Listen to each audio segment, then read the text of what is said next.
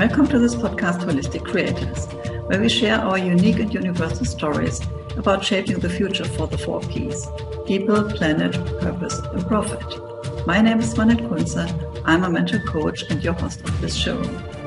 My intention for this show is to inspire you on your path to a holistic future. So welcome. Hello and welcome to my podcast, Holistic Creators. My name is Swanet and I'm your host. Today my guest is Victoria Rader. She is a possibility coach and founder of You to Shine. Victoria is a creator of the unique healing modalities such as Free Me EFT and Quantum Freedom, as well as Empower Me app, Master Me app, and 9 bestsellers. So welcome to my show. Mona, thank you so much for having me. Yeah, and it's amazing that I have you today on my show because I know that you are very special and unique. And please share a little bit about your story, how you came to whom you are just now, and yeah, also what you bring into this world.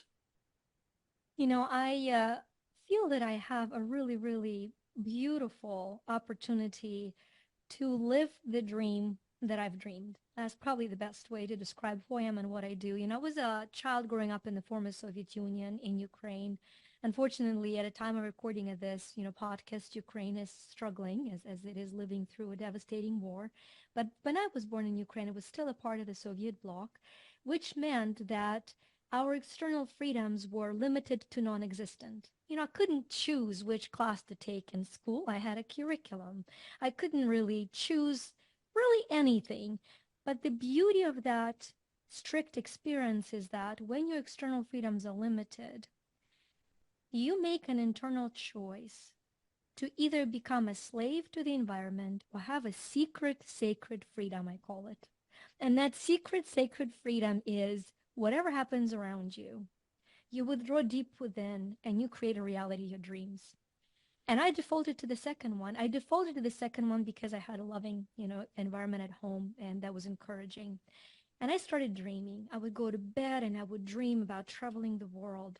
While not only you couldn't go to different countries to get visas, you couldn't leave the country. You had to get an exit visa to leave the country. And of course, the country would not allow for it. To make a long story short, the passion for travel has remained. I've been to 48 countries at this point and counting. A lot of miracles lined up for me, including obviously the fall of the Soviet Union. And so when I came to the United States, I came to really understand and live freedom fully. I believe I was born to understand and to expand freedom. It is my calling in life. And so whether it is my family or my pets or my clients, I went into real estate because I got my family into debt. My husband and I got married. He worked for the government. I wanted to travel and homeschool my children. I very quickly found out that it cost money. And so very rapidly, my husband sat me down and he said, "Sweetheart, it's wonderful that you have these dreams. They cost money. And we now have debt." So I literally went to Google and I Googled what is the fastest way to make money in the United States while staying home with children. That was my query for Google. Real estate came in. It was 2007. Homes were flying off the market like, cupcakes. People were making a ton of money. I get into the real estate force. It's 2008 and the market crashes. And I put the listing on the house and on the market, and my very first client, I have to come every month and say, "Look, I have background in statistics, but I have no understanding of what's happening." And it was very humiliating and tedious process of learning the art. By 2009, I was one of the 1% top agents in the US and Canada. And brokers started asking me, "What's your secret?" I never worked on Sunday. I'd continue to travel the world. I homeschooled the kids. "What's your secret?" And I really had to sit down and decode what is the secret. And I found out that it wasn't hard work because many agents were outworking me. It wasn't experience because many more experienced agents were broken. It wasn't necessarily the skill. It was the subconscious programming and the permission to either succeed or fail. I've realized that we have an internal setting, a setting of permission to succeed that keeps control of all of our external outcomes. to understand this subconscious programming. I got a Ph.D. in metaphysics. I mastered infinite number of healing modalities to learn how energy of creation works through us. And a memory of a child who was born with immense psychic abilities came into the full presence when in 2013, a subtle prompting came in. It's time to leave the real estate. And with 28 million pending, I walked away because that subtle prompting said it's time now to empower others to be free. That is how You to Shine was born. And with every coach, with every program, with every book, with every journal, we truly have one purpose: to have our clients and our audience to find, to remember who they are, to step so fully into their infinite worth that they don't worry about appearance. They don't cheapen themselves with techniques that are misaligned, but they shine their light for the greater global impact. That is my story, and I approve that message. Absolutely. Yeah, you're speaking from real experience and not just from reading books, but you have been through that definitely as well. So what do you think? Why is it happening that a lot of people have this conditioning subconsciously that they are not allowing to receive what is really meant for them to be in this world? I think there's a combination of a few aspects. And those aspects, I'm going to zoom in on three, I believe, that are key for our conversation. And they are self-worth, and then forgiveness, and the final one is courage to act. So those three to me are a combination of the answer to that question. So the first one is self-worth. I think the globe has lost the understanding of what defines one's worth and or worthiness.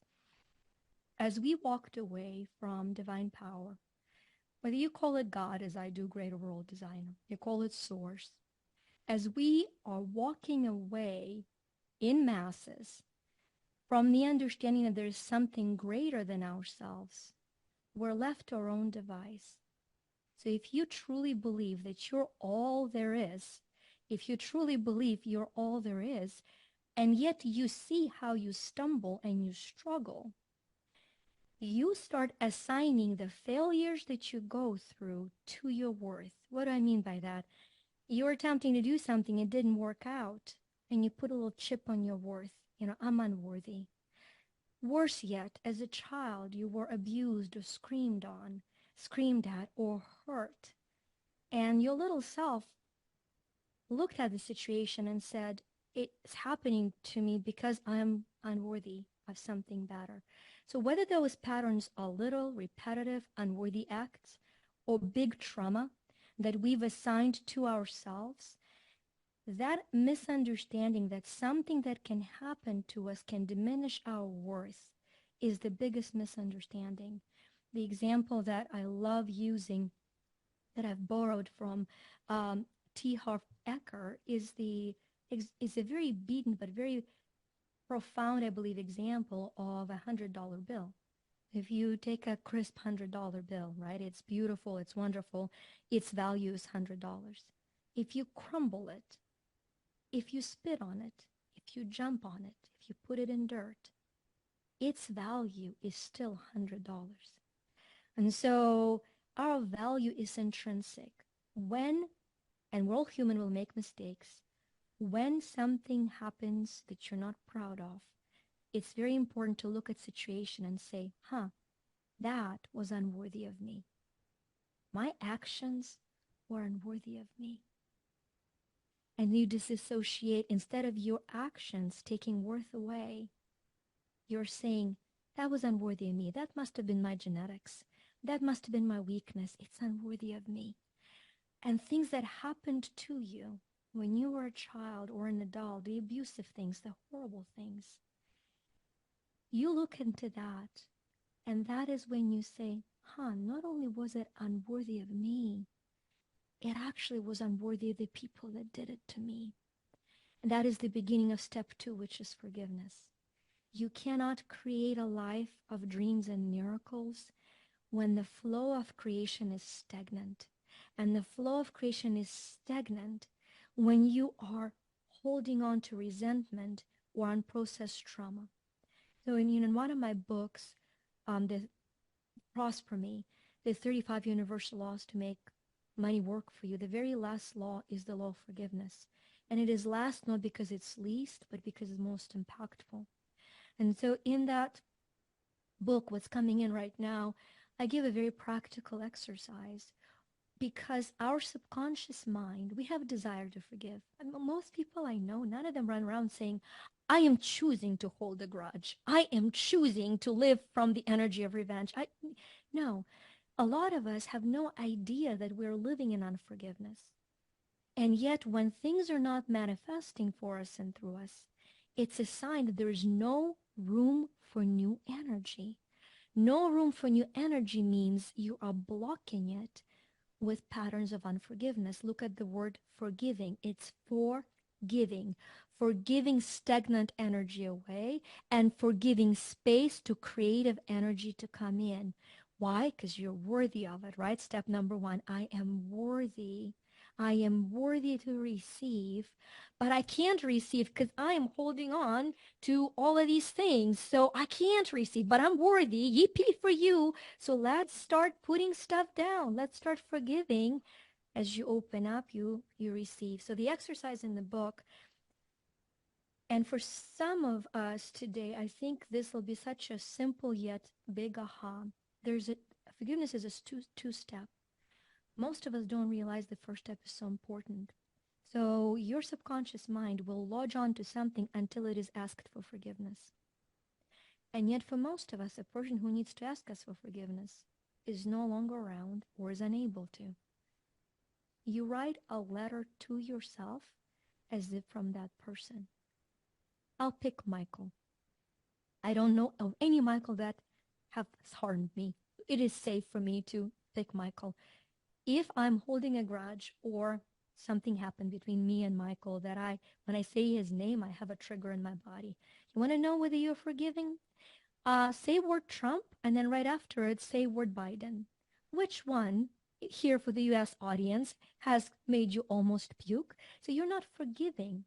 You're playing God to one of them. Whoa, that might explain why. Okay, you write a letter and you say, Hi, Vika.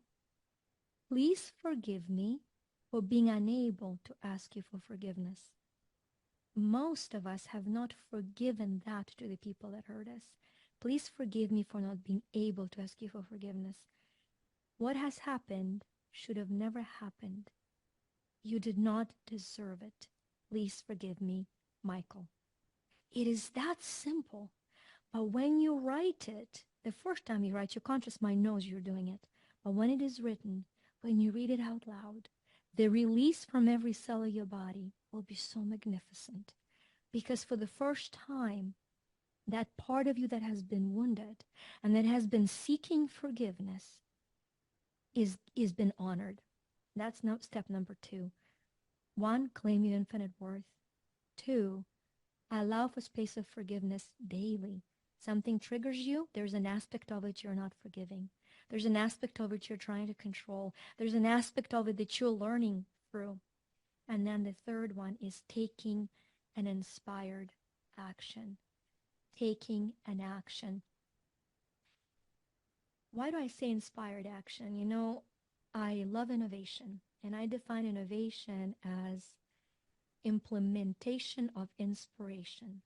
A lot of people are inspired, but they don't implement their inspiration, so they live in delusion. Yet a lot of other people implement nonstop, but not necessarily with inspiration. So they're creating disaster.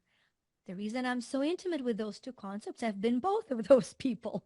I've lived in decades of delusion, and I've applied and implied a lot of actions that if asked now, I have no idea what the motivation was other than the, doo-doo bird. I've got to do something, so I'm going to do something.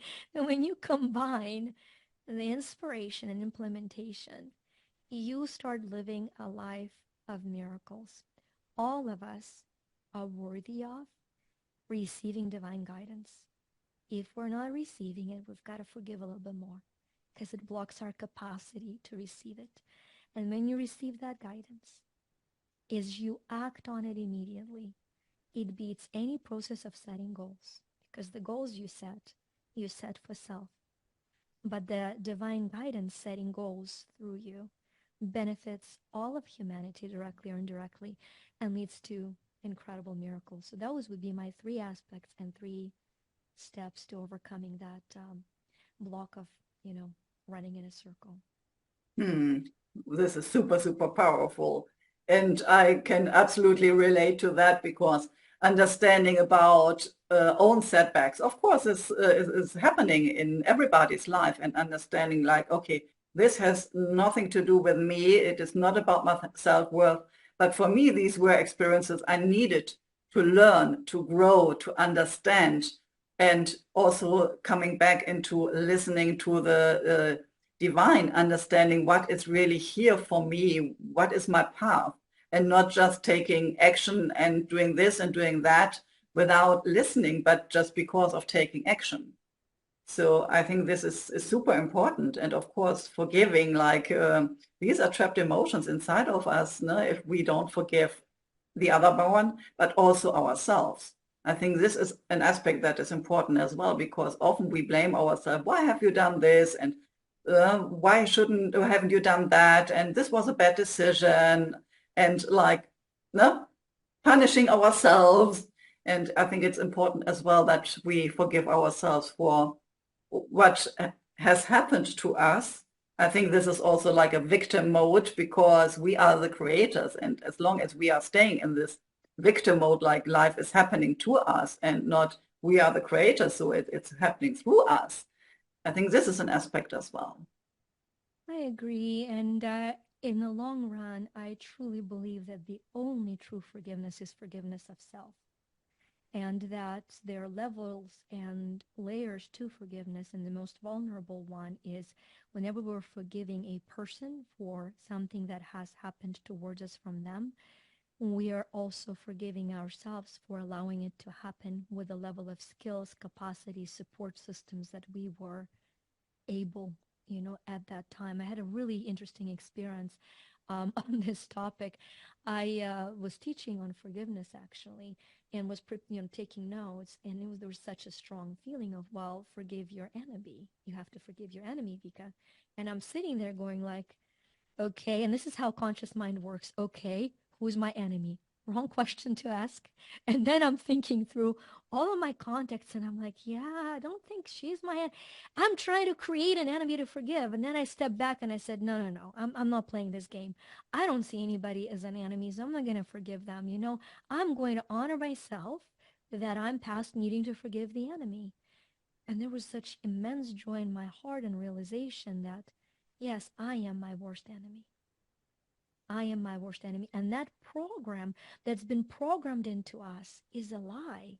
And as long as we carry it subconsciously, I am my worst enemy, then we recreate situations where we frame somebody else into a place of us needing to forgive them.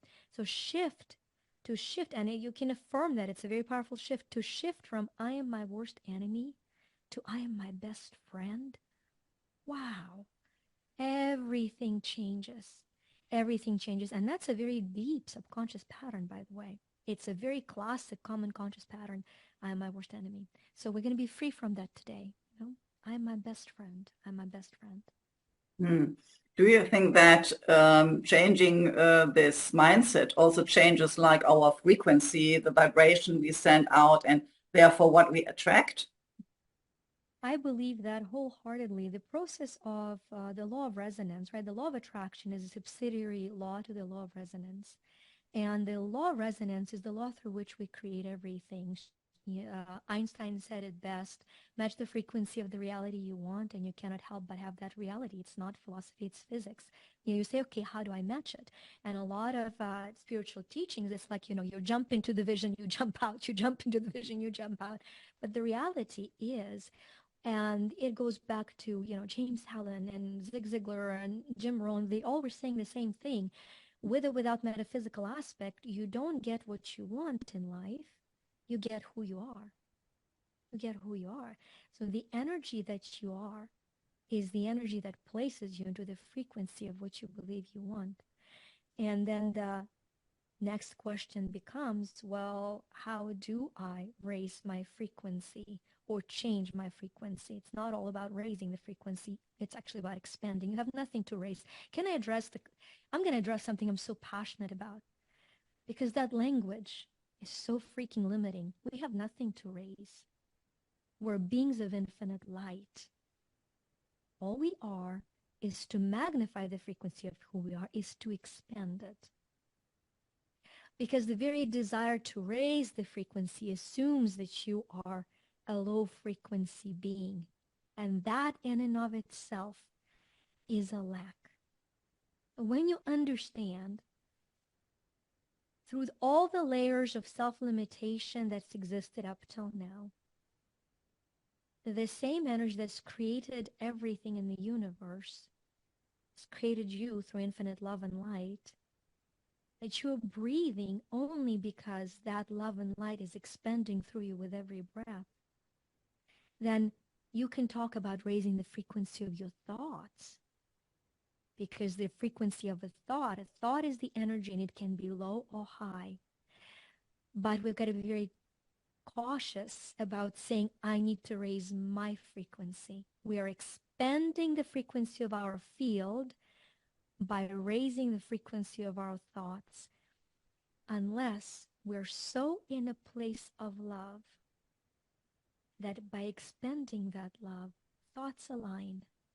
Thoughts that no longer serve us fall off.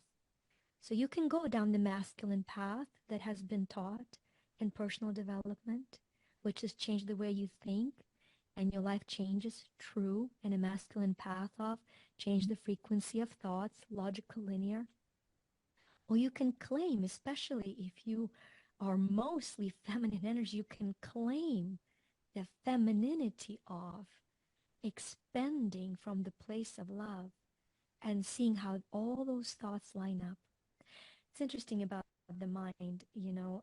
James Allen wrote the book As a Man Thinketh, and that has become in the Western world a very big beginning for mind, thoughts create things and mindset. But what's fascinating is that he truncated the quote he took from the great teachings of King Solomon.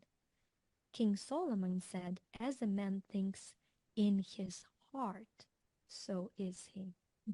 And so inaccessible was the concept of thinking in the heart that the heart got dumped. And for centuries of personal development, we've been developing in a heartless way, for the lack of a better word. So I think now we're stepping into what I call quantum personal development. And it is claiming the love essence that we are and trusting as we expand that love to anything and everyone, from the smallest bug to the flower on the street to a human that in our mind, because of their lack of performance, is undeserving of that love, especially to them. As we expand that love, then miracles happen instantaneously without hard, laborious pattern of changing your thoughts. And in science, I read a lot about this heart-brain coherence. So if this is in the same frequency, in the same alignment, then you radiate it and you create from there. Absolutely. And they scientifically, because I love science, I love everything that humanity creates. And, they found that the heart has the same quote unquote thinking neurons as the brain does, and yet that the signal is originated from the heart first. So the heart activates the brain.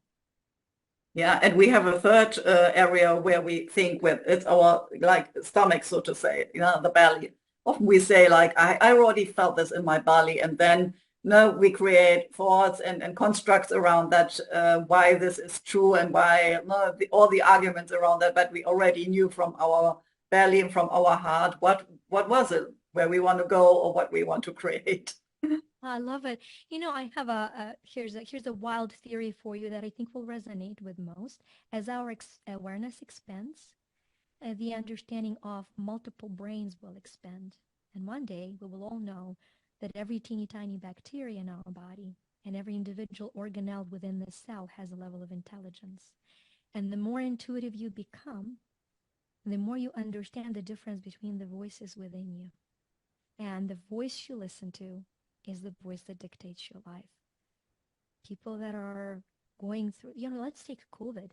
People that were sick with COVID, one of the symptoms for a lot of people was depression, because that is the frequency of that virus.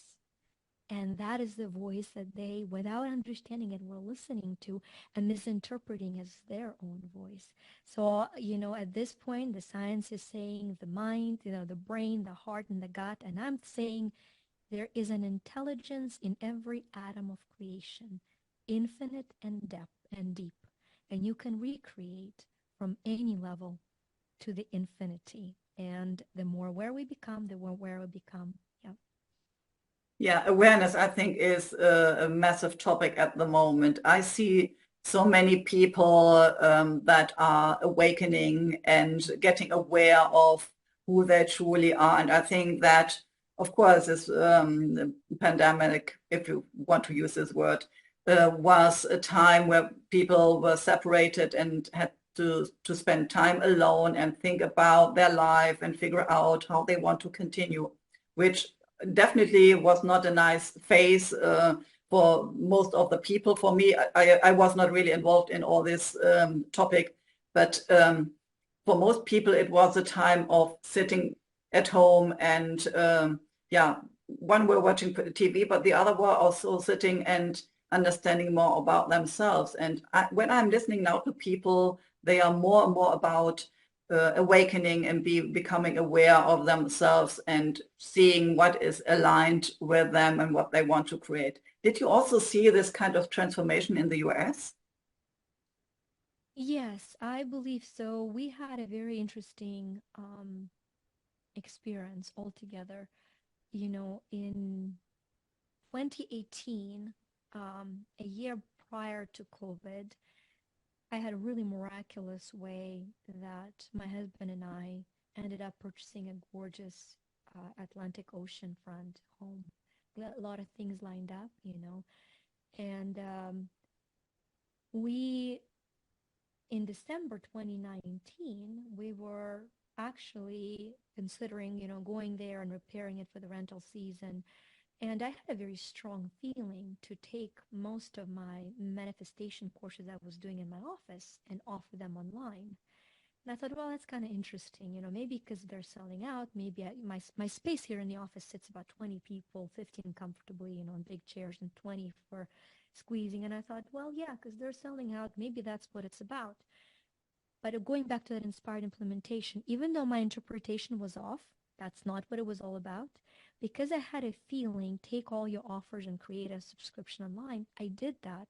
And we launched on January 22nd, 2020, what's been now 4 years of Quantum Freedom. Well, then in March, we came to repair the home. And when we got there, the world shut down. So we were actually on the island where there was no COVID present, right on the water. And I was teaching a phenomenal weekly course in miracles to the group of people. And that group of people looks back, and that truly was the foundation for the most miraculous life, because they had to reclaim their capacity. So our experience was, yes, sad. People were losing relatives, not denying the reality of a challenge, but it was miraculous, because what we were learning, and what I believe people have learned or are learning, unless they're refusing to learn, is that joy does not equal happiness. That you can be sad with what is happening without losing the inner joy. And that when you find that joy and you reclaim it, nothing can take it away from you.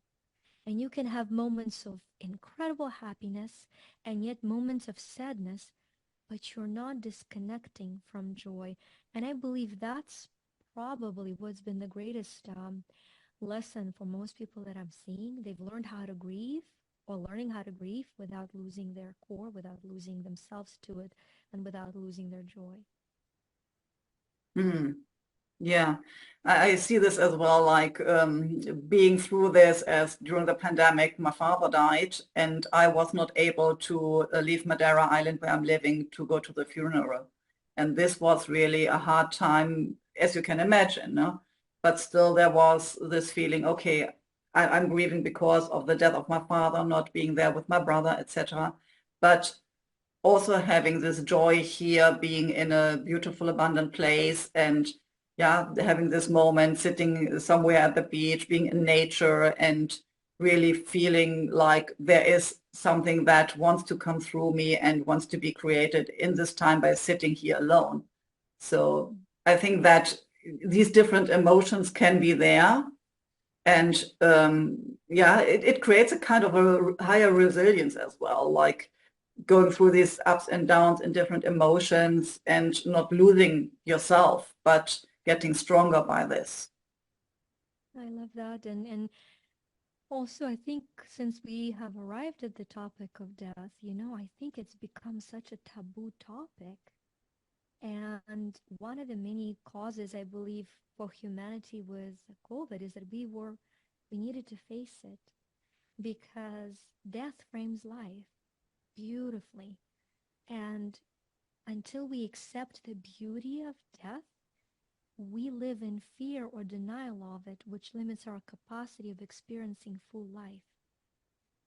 And quite frankly, since I do energy healing and I talk of subconscious programming, it is the denial of death that energetically, not biologically, energetically is the primary cause of cancer.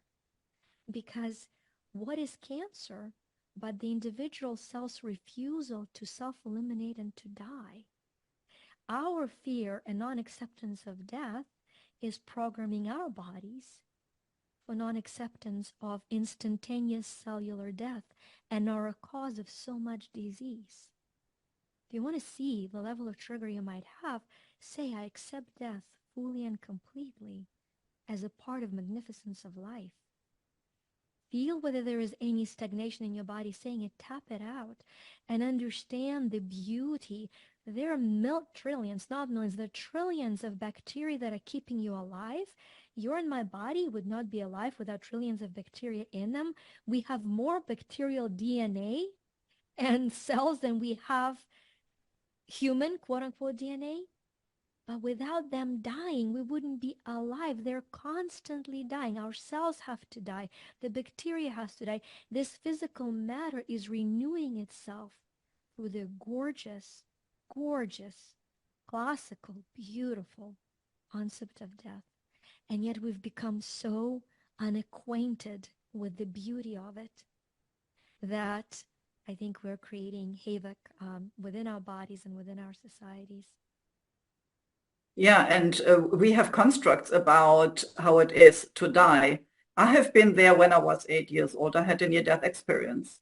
And coming back into this reality, so to say, was like, I can see the life now totally differently. So I felt like I can really see beyond and see how abundant and beautiful this planet is. And it was kind of difficult to handle at the beginning as I'm clairvoyant and precognitive. And yeah, if you see more than just with the normal five senses, it is like overwhelming. Of course, now it supports me in the work I'm doing as an intuitive strategist.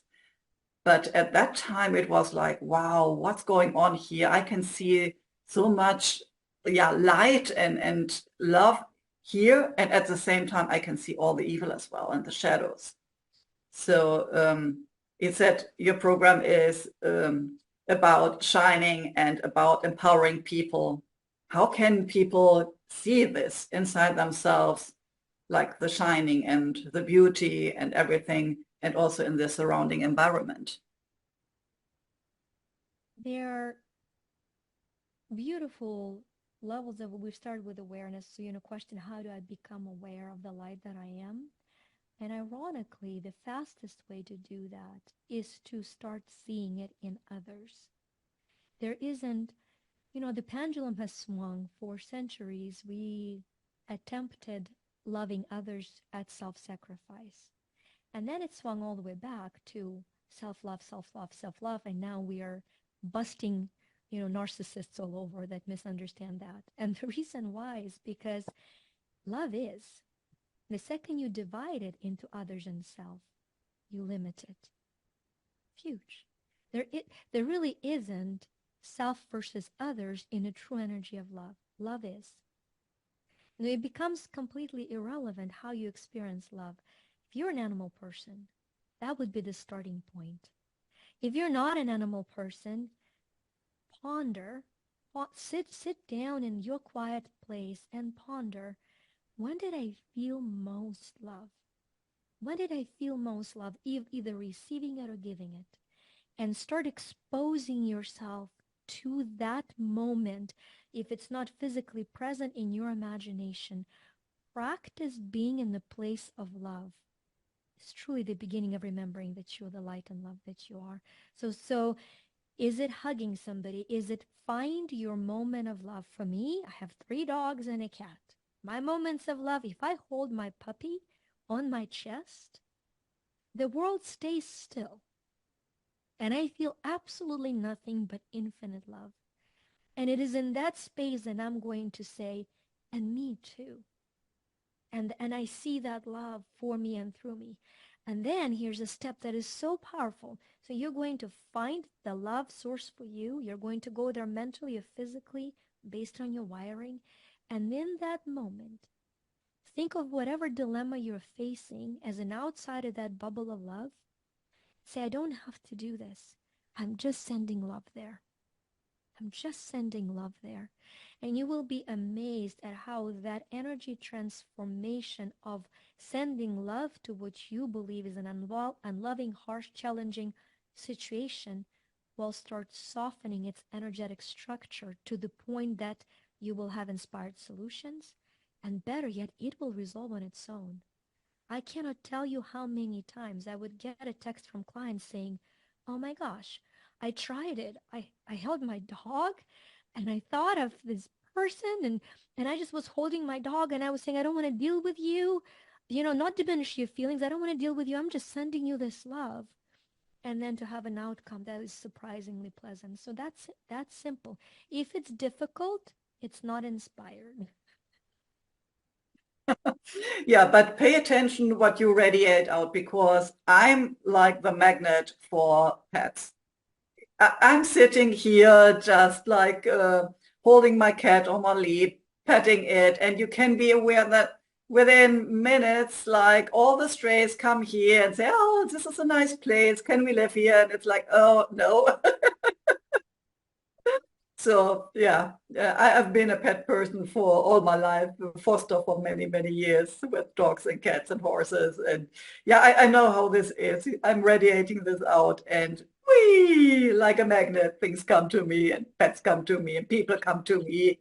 Even when I sit somewhere in a restaurant, people I don't know, like foreign people come to me, ask if they can sit down for whatever reason, tell me their story. I'm thinking, okay, like I'm just being here in this frequency of love.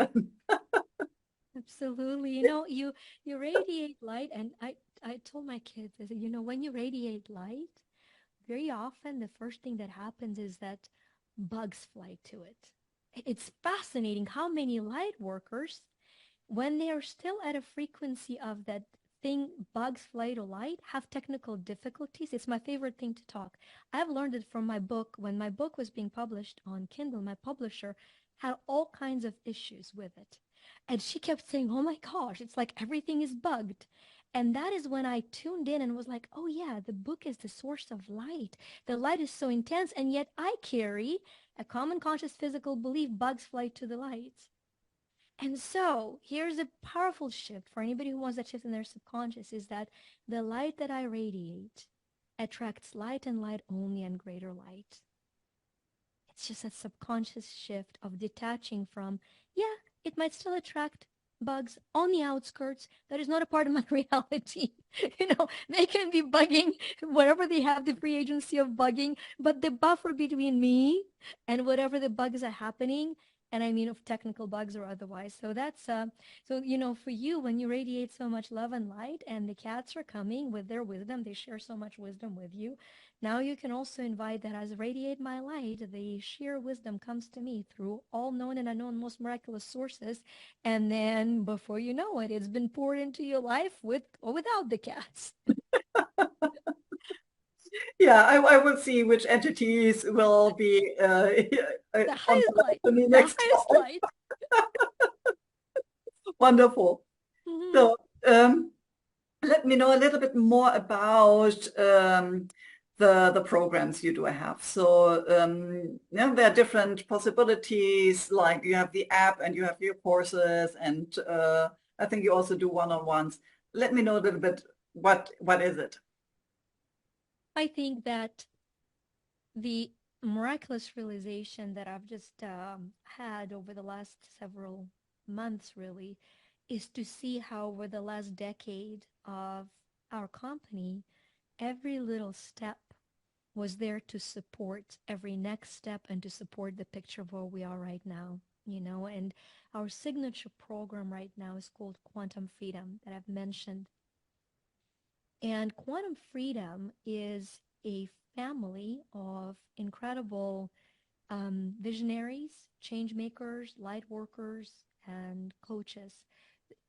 Truly those that have come to this planet to bring and expand the light. And the way we have structured our Quantum Freedom online subscription is through different levels of participation to support and accommodate everybody's budget. It's very important for me. I do not belong to the category of people that says go in debt to grow. I don't, it's neither right or wrong. I'm simply sharing what I believe.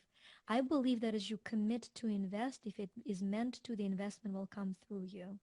So you can commit to it with complete trust.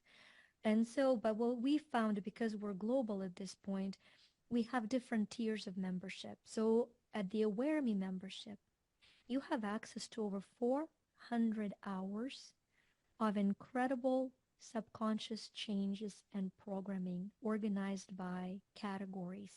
I recommend for people that are joining not to get overwhelmed, but to become intuitive and to find what is the one program I've joined for. Is it the Course in Miracles? Is it the chakra manifesting and balancing? Is it my money series? Is it the science of getting rich? You know, is it manifestation block for blah, blah, blah, whatever it is for my radiant body? So as you choose the program, you can watch it on your own time and you have membership for a year to watch as many of them as you want. At the next level, at the active me level, you're more active. You actually are invited to a Zoom room into the live participation of creating some of these programs where people will, let's say, one of the programs I do is I'm in business, time to thrive. So an entrepreneur will say, this is what is happening in my life right now. And within seconds, because of the unique gifts that I'm given, I can scan their situation and do the subconscious program adjustment for them and then give practical steps to follow up. So that's Active Me. And our most classic program that we have created at the highest level is Abundant Me, which is you have access to all of the archives, you have access to live transformation in group healing settings once a week, but then you have a one-on-one coaching experience with one of our coaches. And all of our coaches have gone through this program themselves. All of them have seen phenomenal transformative power of Abundant Me. And the Abundant Me has been created through me for a decade. I was invited to speak on mindset for years. And I would do the good old thing about growth mindset and, you know, flexible mindset and neuroplasticity of the brain until one day I sat down and I said, wait a minute, what is mindset? I don't like the word set. If it's set, it's not moving. And then the words of Bob Proctor, who I was very blessed to have as my one-on-one coach for a short period in my life, came in that there are 6 mental faculties that create reality. Combining the two was almost earth-shattering for me to realize that there are 6 mental faculties which create the mindset through which all of our body creates perception, imagination, intuition, reason, memory, and will. Now, the way Bob taught it, he started with imagination. So in our mindset program in Abundant Me, we're starting with perception because you cannot out imagine what you cannot perceive. And then the uniqueness of the program, because all my passion is in mastering universal laws, understanding them, working with them, witnessing incredible miracles through them. The Abundant Me program is created where each mental faculty is supported by 4 universal laws. And so every 2 weeks, you master a new law. And as you master a new law, within 8 weeks, one of the faculties is fully open and ready to create. You know, one of the stories that comes to mind right now is one of our coaches when we were working through it as a group during the intuitive week, the third faculty is intuition. So we're about 10 weeks into the program. She wakes up in the morning and she says, and she feels you need to buy a home in this particular area. Never looked in that area, never thought about it. But she has a feeling to go do it.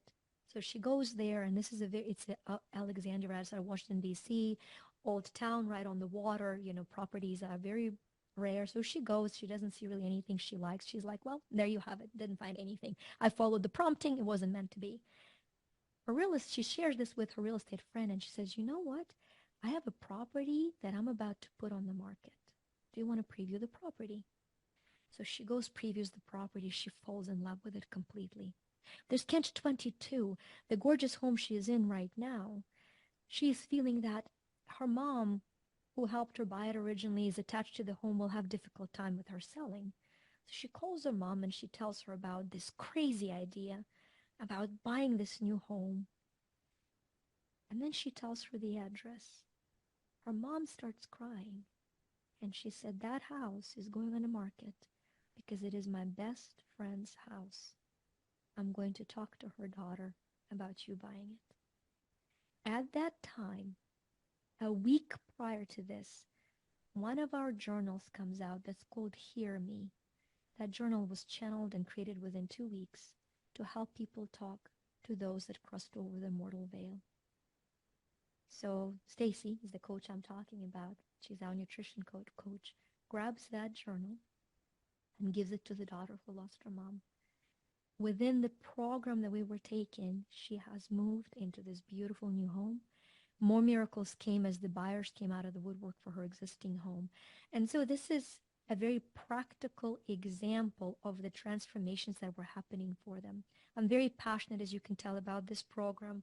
And then our apps, while they stand alone, support this program. Our books and journals, while they stand alone, support this program. So it is a completely immersive experience. So much so that a lot of the clients that are going through want to participate in one way or the other. They become either affiliates or maybe coaches one day. Yeah, this is really impressive. And for whom is this program? You said like you're working all around the globe and with different people, but yeah, who is the ideal client, or who is normally coming to you? Like I can imagine that some people say, okay, this sounds interesting, but perhaps this is not for me. This is too spiritual, or I'm not this kind of person who would work with my intuition. So who is the right person for you, the right person for this program? The mindful entrepreneurs, those that want to change the world and do it through higher guidance. And we have a lot of different light workers as healers. We have a lot of coaches. We have a lot of change makers. You know, couple of my one-on-one clients that are also part of Quantum Freedom as a result of that are people with global size vision that want to impact the whole planet. I don't know why his name is coming in, and I know he won't mind it, but one of my really, really incredible, maybe somebody will listen to this podcast who can be a connection for him, but one of my incredible clients is Kayan Zerglu, and Kayan has a company that's called Geoforming that I know that within 5 to 7 years we'll look back and we will see, without giving you straight secrets away, the incredible transformation that that company will do for all of the globe, for how we treat this earth. Like the miracle that I get to witness through that and participate and input of my talent, that's probably the greatest joy. So definitely change makers, definitely, mindful entrepreneurs, or I've read a book about Bruce Barton, who was a marketing guru, and he used to say, if you know it all, no need to apply. So if you know it all, no need to apply. But if you're eager to expand and to impact, that is our ideal client. Yeah, and I'm sure a lot of people now listening to this podcast feel like, oh, this could be me. And how could they reach out to you? Where can they find you? On Instagram, it is at Vika, _Rader, Rader.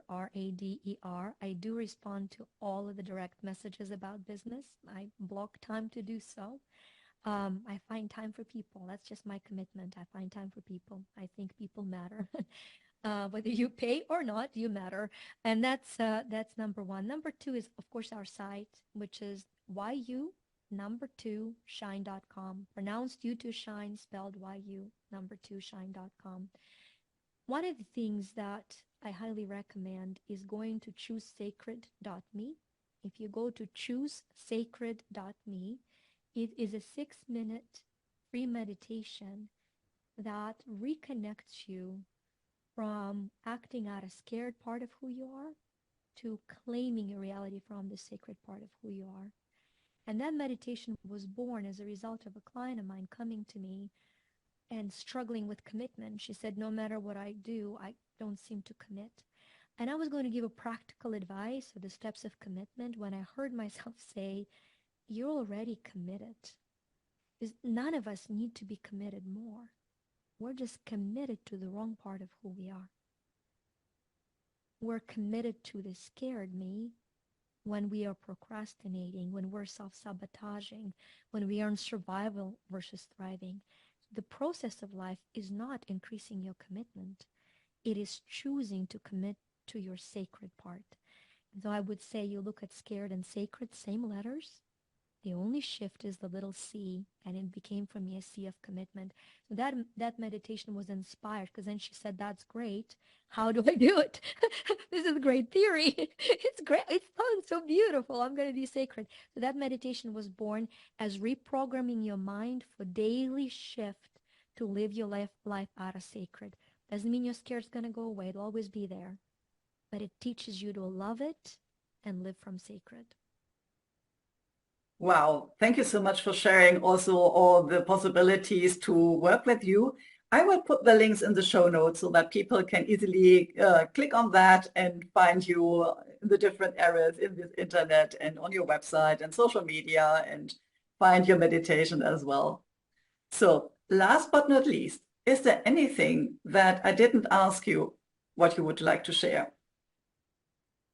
I think what is coming in, it's been on my mind since morning, probably because I will be sharing it a little impromptu, but what I want to speak is, if you're listening to this podcast, you're investing your most treasured asset, which is time. And time and space work together. If you're investing time into this place, you are creating space. While that space has been created, claim miracles for you. Literally, as the end of this incredible conversation, send so much love to Swanette for giving of her time that'll open your heart. Send love to me. I will receive it and I will magnify it and will send it back to you. Allow for the love exchange of unity, having created the space, and then claim and tell yourself, I give myself permission to miracles become my daily reality. I claim my miracles. That would be my final message. Wow, super. So claim your miracles. Thank you so much for being my guest on the show today. It was amazing. Thank you so much. Thank you. Bye-bye. See you soon. Thank you for listening or watching my podcast, Holistic Creators.